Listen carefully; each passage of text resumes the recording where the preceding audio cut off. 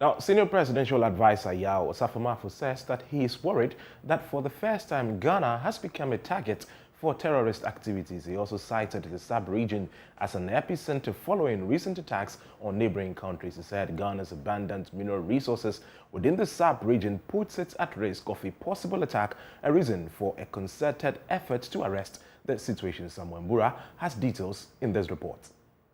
The proliferation of firearms in the country has been classified as a high national security threat, and one of the reasons there is a call for action, especially when neighboring countries have been attacked by terrorists. The Ministry of National Security launched a citizen awareness campaign dubbed the See Something, Say Something campaign. This campaign aims to make citizens highly alert and report suspicious characters in the wake of terrorist alert signals by security analysts. Senior Presidential Advisor Osafo-Maafo at the launch called for active citizenship participation in volunteering information to the security. Considering Ghana's abundant gold resources and the access it has to the Gulf of Guinea, clearly indicates that our country remains a prime target for the terrorist groups. The fact that we have not been attacked yet not imply that we are eternally immune from a terrorist attack. Certainly not.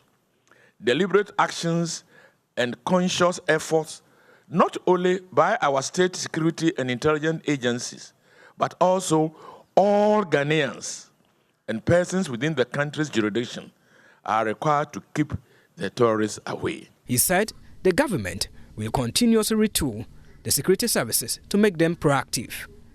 Government continues to support the Ministries of National Security, Defense and Interior, and other relevant state authorities in myriad ways to implement measures towards safeguarding the state against terrorism and violent extremism. The National Security Minister, Albert Kandapa, said the fight against terrorism should be seen as a national duty, devoid of partisan politics. The See Something, Say Something campaign, therefore, is a critical preventative measure by the Ministry of National Security and the other security ministries to, first of all, empower Ghanaians to be more conscious about their own security, and secondly, to enhance their relationship with state security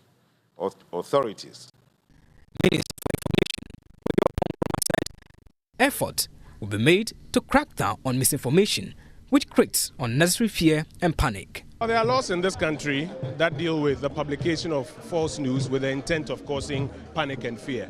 Those laws are still on our statute books, and especially at this time when we're trying to get credible information out, we will not hesitate to use those laws if persons are found culpable of deliberately misinforming the public with the objective of causing panic and fear. We need to get that out of the window so that people can hear and see what the facts are, particularly on the subject of terrorism, and how they can respond and participate in this anti-terrorism program.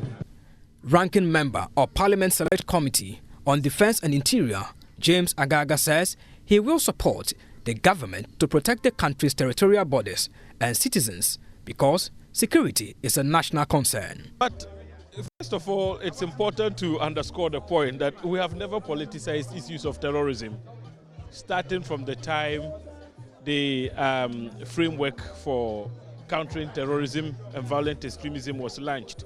I mean, we were very supportive. You saw us here in our numbers when the security strategy was launched. Today, we are here once again to lend our support to the launching of this wonderful initiative to create awareness about how existential the issues of terrorism and violent extremism are. And so we believe that it's a matter for our collective effort and action, which is why we're here in our numbers. And so far from being political, we think that the right measures must be put in place to deal with the threat. If you see any suspicious character at public places, please prompt authorities by calling on 999. Samuel Mbura reporting for JoyNews.